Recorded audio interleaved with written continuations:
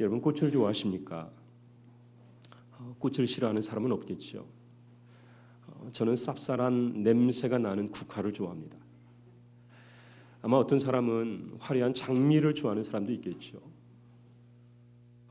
샛노란 프리지아를 좋아하는 사람도 있을 거고, 수국을 좋아하는 사람도 있을 거고,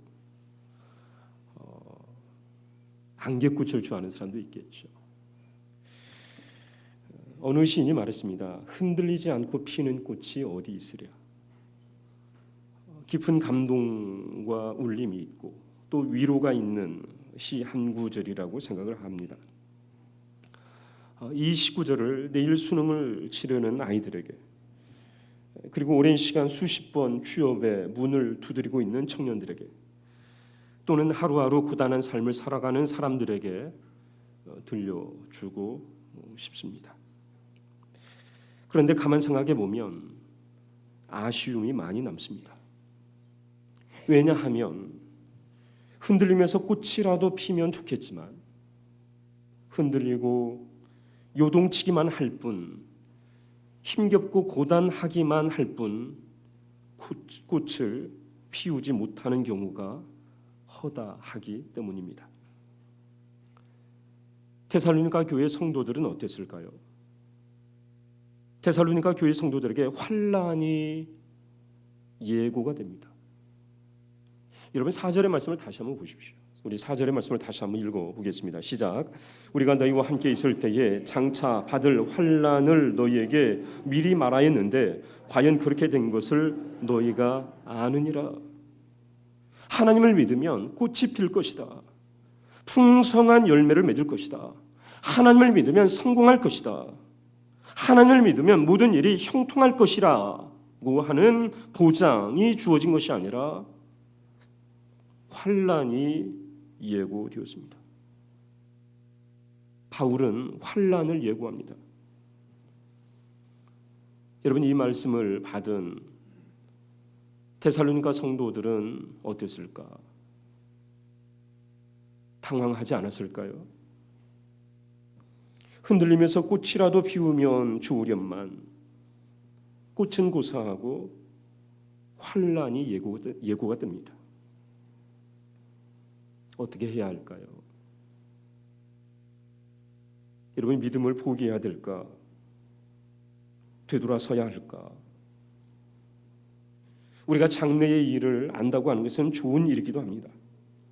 자본주의 세상에서 가까운 미래를 예측하고 안다는 것은 엄청난 일입니다. 여러분, 미래를 알면 막대한 돈과 힘과 권력을 거머쥘 수 있습니다. 여러분 생각해 보십시오. 에너지, 식량, 의료, 국방, 주식, 여러분 광물자원, 이 모든 것들이 미래가 어떻게 될 것인지에 따라서 상승 곡선을 그리기도 하고 하향 곡선을 그리기도 합니다. 그래서 사람들은 이 곡선을 따라서 웃기도 하고 울기도 하지요. 여러분, 예를 들어서 김장철을 맞이해서 배추값이 오를 것 같아서 배추를 많이 사둔 사람이 있습니다. 예상대로 배추값이 오르면 대박이겠죠. 그러나 반대로 예측이 어긋나서 배추값이 폭락한다면 이 사람은 쪽박을 찰 것입니다.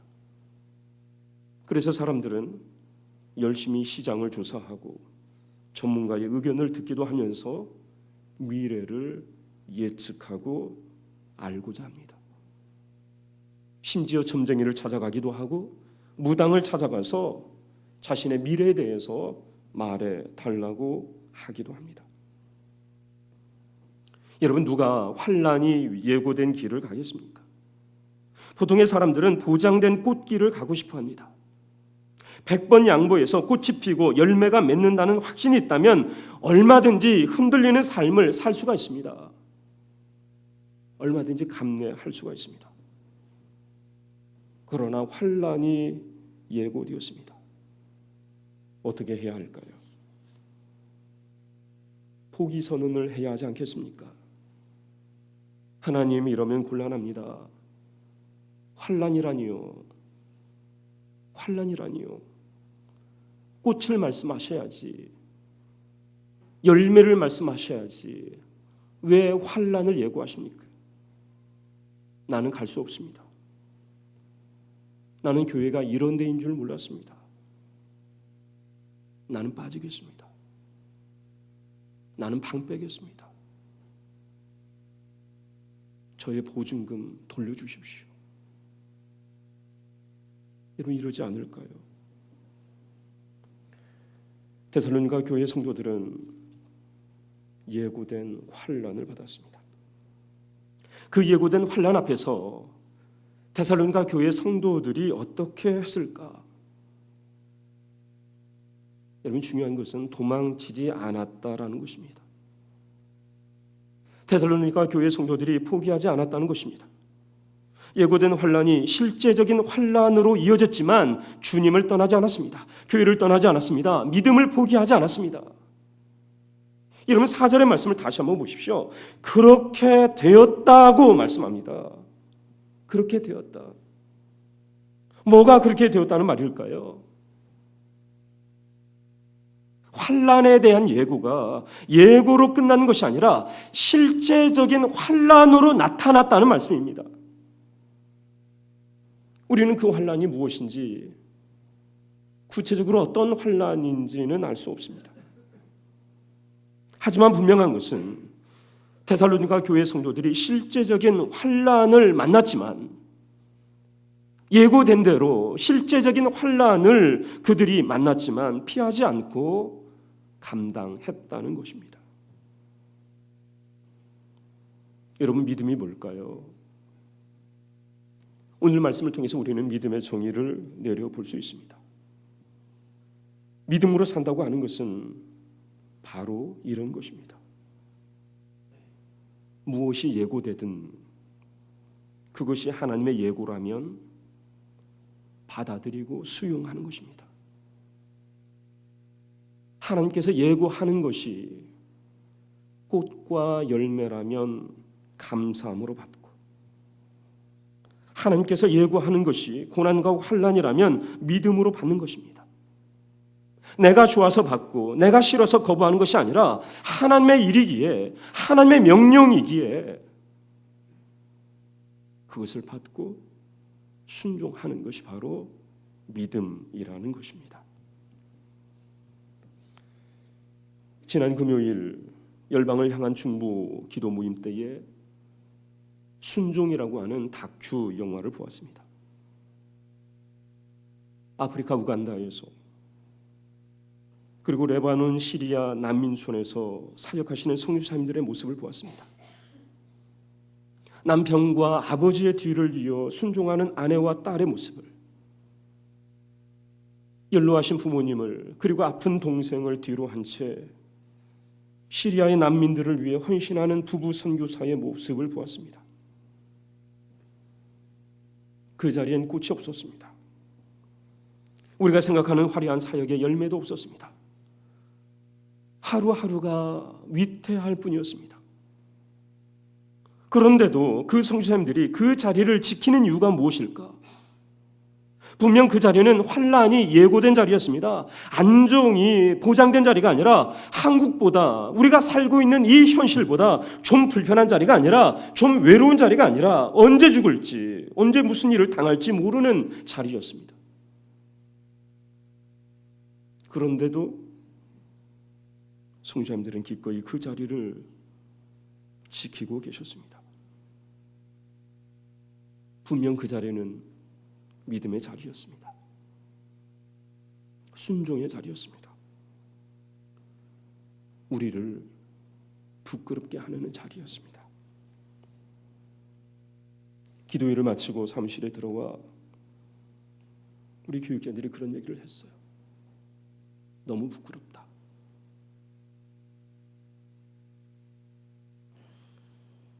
어쩌면 우리는 고난 없는 삶을 살고 있는지 모르겠습니다.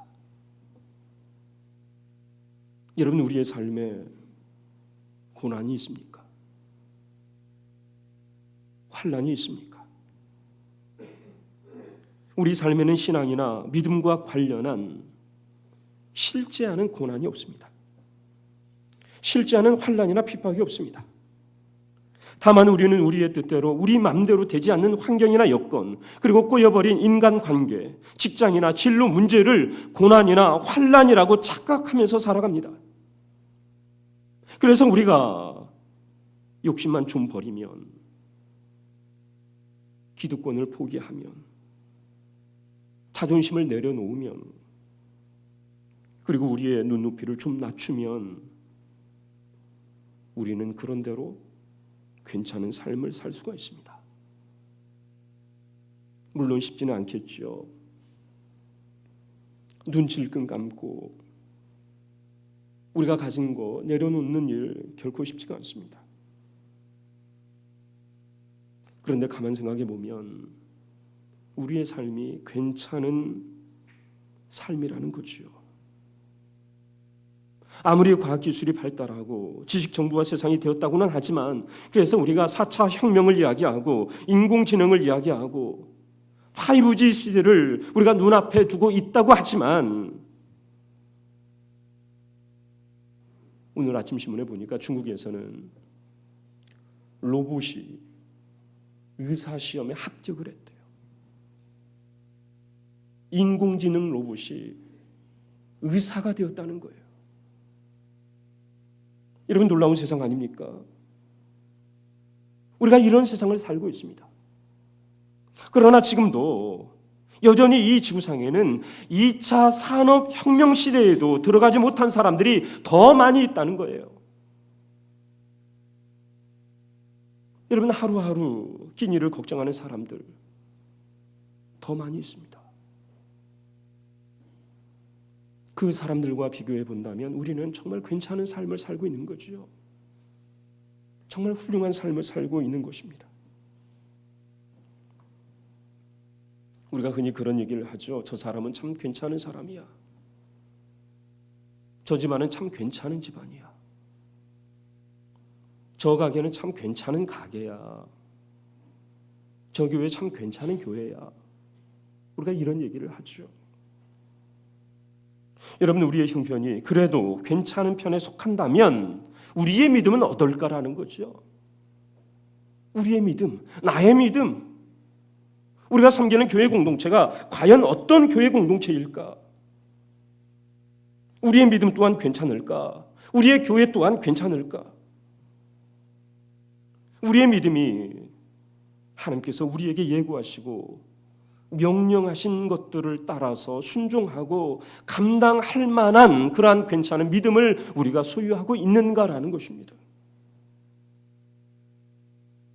여러분, 우리는 무엇을 가지고 걱정을 합니까? 우리는 무엇을 가지고 근심을 합니까? 우리가 무엇을 가지고 싸움을 싸우고 있습니까? 우리는 지난 시간에 하나님 안에서 이루어지는 참된 위로에 대해서 묵상을 했습니다. 참된 위로는 돈을 많이 가진 사람이, 힘을 가진 사람이, 형편이 나은 사람들이 하는 것이 아니라 하나님의 마음을 가진 믿음의 사람들이 함께 손붙들어주고, 함께 무거운 가방 메어주고, 함께 밀어주고 끌어주고, 함께 믿음의 길을 걷고, 함께 신앙의 산에 오르는 것이 바로 참된 위로다라는 것을 묵상을 했습니다. 함께 하는 것, 하나님과 함께 하고 이웃과 함께 하고. 돌아가신 신영복 선생님께서 그런 말씀을 하셨어요. 돕는다고 하는 것은 우산을 들어주는 것이 아니라 함께 비를 맞는 것이다. 함께 비를 맞는 것이다. 여러분, 우리의 믿음이 괜찮은 믿음이 되려면 어떻게 해야 할까요? 여러분, 그것은 하나님 안에 있는 믿음이겠지요. 하나님께서 인정하시는 믿음이겠지요. 예고된 환난 앞에서도 흔들리지 않고 막막한 현실, 막다른 골목, 답은 없고 대안도 없고 출구도 보이지 않지만 그래도 살아계신 하나님을 믿고 환난 앞에 서보는 믿음이겠지요. 어렵지만 말씀의 자리에 서 보는 것이겠지요. 하나님께서 주신 사명과 명령이 어렵고 힘이 들어도 감당해 보려 하는 것이 괜찮은 믿음이겠지요. 여러분의 믿음은 어떻습니까? 괜찮은 믿음입니까? 여러분, 참된 믿음은 꽃길에서 판명되지 않습니다.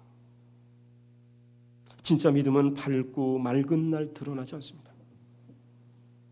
참된 믿음은 환난의 길에서 드러납니다. 어둡고 캄캄하고 폭풍이 몰아칠 때 진짜 믿음인지 가짜 믿음인지 드러나게 된다는 말씀입니다. 최근 주님의 뒤를 따른다는 사람들이 교회를 망치고 세상의 온갖 비난과 조롱을 자초하고 있는 사람들이 있습니다. 이 사람들은 하나님을 믿는다 하면서도 꽃길만을 가려 하는 사람들입니다. 영광의 길만을 가려 하는 사람들입니다. 아버지 목사가 아들 목사에게 교인 10만 명, 예산 1,000억 원인 교회를 물려주면서 하는 말이 큰 교회는 십자가다라고 말을 합니다. 여러분, 큰 교회가 십자가일까요? 교회가 아니겠지요. 교회가 아니라 왕국이겠지요. 십자가가 아니라 왕관이겠지요. 사명의 자리가 아니라 부귀와 영화의 자리겠지요. 여러분, 생각해 보십시오. 주님께서는 예고된 고난의 길을, 십자가의 길을, 죽음의 길을 가셨습니다. 주님께서는 하나님께서 허락하신 길만을 가셨습니다. 그런데 주님의 뒤를 따른다는 사람들이 십자가를 들먹이면서 교회의 안정을 이유로 하나님의 뜻을 거스리고 있습니다. 교회의 안정이 하나님의 뜻보다 중요할까요? 그렇지 않습니다. 교회의 안정보다 하나님의 뜻이 더 중요합니다. 그런데 하나님의 뜻을 무시하고 충회의 법도 무시하고 노회도 무시하고 자기들만의 세습잔치를 벌이고 있습니다. 이런 교회가 괜찮을 교회일까요? 이런 잔치를 벌이고 있는 목사들이, 장로들이 괜찮은 목사, 괜찮은 장로들일까요? 분명히 그는 앞으로 아무 일 없었다는 듯이 잘 먹고 잘 살 것입니다. 또 시간이 지나면 사람들의 관심과 기억에서도 잊혀질 것입니다. 그렇다 해서 그 교회가 영원할까? 그렇지 않습니다. 반드시 하나님께서 심판하실 날이 올 것입니다. 주님께서 말씀하십니다. 마태복음 7장 22절에서 23절 말씀해 보시면 주님께서 그날에 많은 사람이 나더러 주여 주여 우리가 주의 이름으로 선지자 노릇하며 주의 이름으로 귀신을 쫓아내며 주의 이름으로 많은 권능을 행하지 아니하였나이까 하리니 그때에 내가 그들에게 밝히 말하되 내가 도무지 너희를 알지 못하니 불법을 행하는 자들아 내게서 떠나가라. 여러분, 이 말씀이 무슨 말씀일까요? 하나님 없이도 부흥할 수 있습니다. 하나님 없이도 얼마든지 부흥할 수 있습니다. 하나님 없이도 얼마든지 선지자 노릇할 수 있습니다. 얼마든지 주님의 이름으로 귀신도 쫓아내고 많은 권능을 행할 수도 있습니다. 그러나 중요한 것은 주님께서는 그 사실을 알지 못한다라는 것입니다. 오히려 뭐라고 말씀하십니까? 불법을 행하는 자들이다라고 말씀하십니다. 여러분, 뭐가 문제일까요? 분명 주의 이름을 부르고 있습니다. 주의 이름으로 사역도 합니다. 예배도 드립니다. 설교도 합니다. 신방도 하고 전도도 하고 선교도 합니다. 봉사도 하고 구제도 합니다. 그런데 뭐가 문제일까요? 심지어 어떤 사람은 고난으로 장사를 하는 사람도 있습니다. 고난 장사를 해요. 하나님의 이름으로 고난을 팔고 환난을 팔아요. 그러면서 고난을 피하는 방법, 환난을 피하는 방법을 동시에 팔지요. 기도 부족. 어느새 하나님께 드리는 기도가 부족이 되어버렸습니다. 어느새 목회자의 신방이 무당과 사이비 교주의 신방이 되어져 버렸어요. 내가 가서 고쳐줄게. 내가 가서 내어 쫓아줄게. 내가 가서 문제 해결해 줄게. 내가 가면 할 수 있어.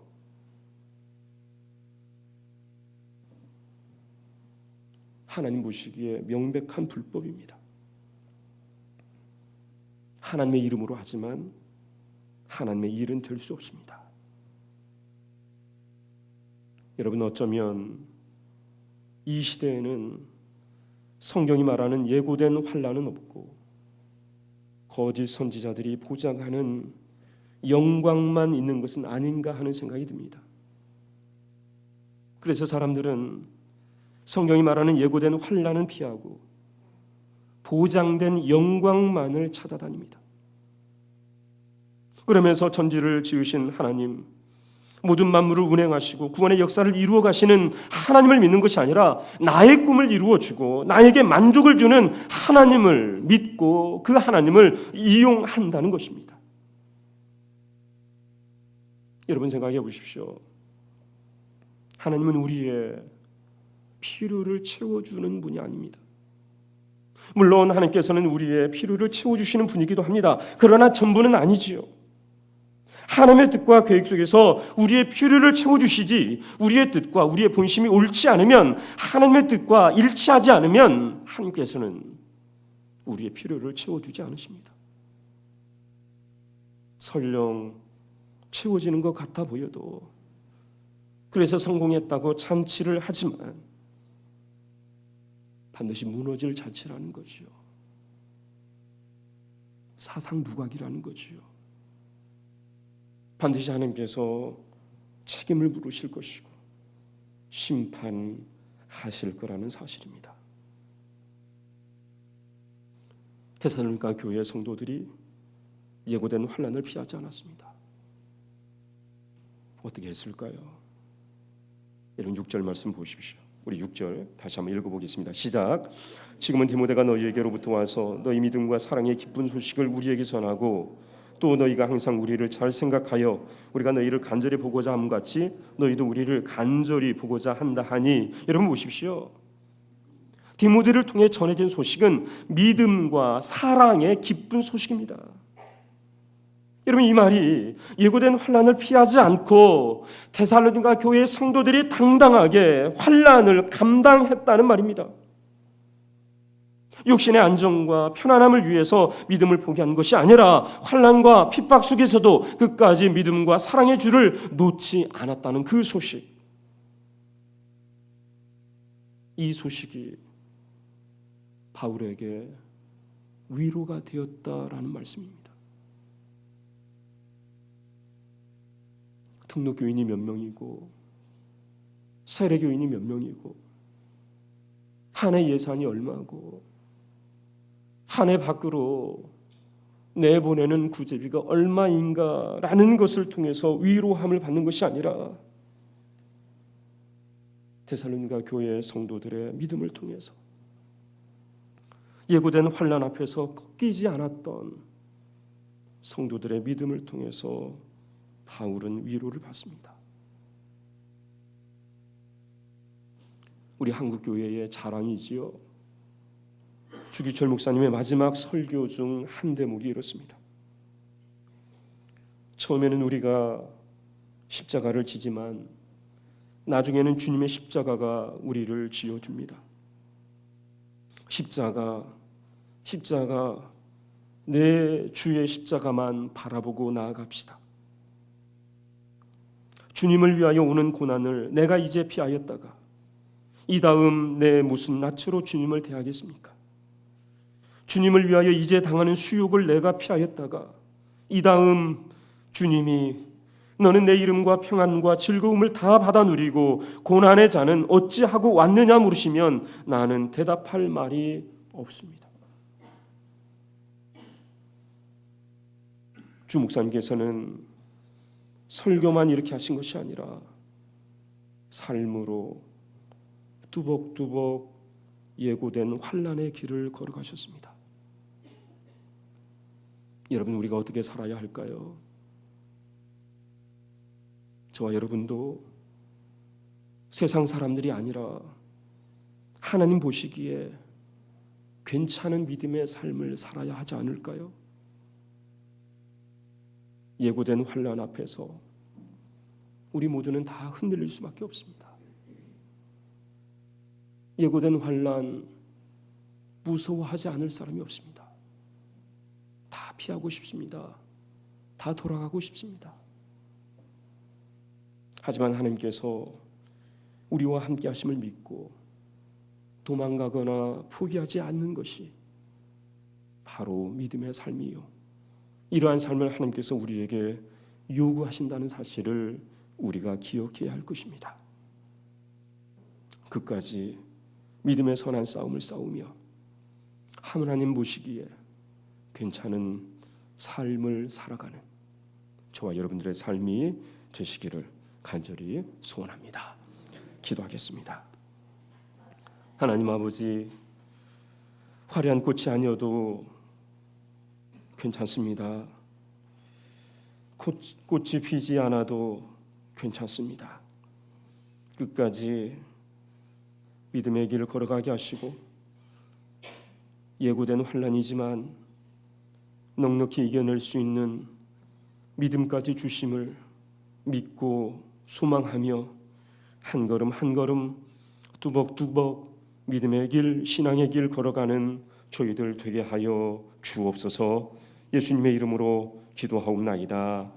아멘.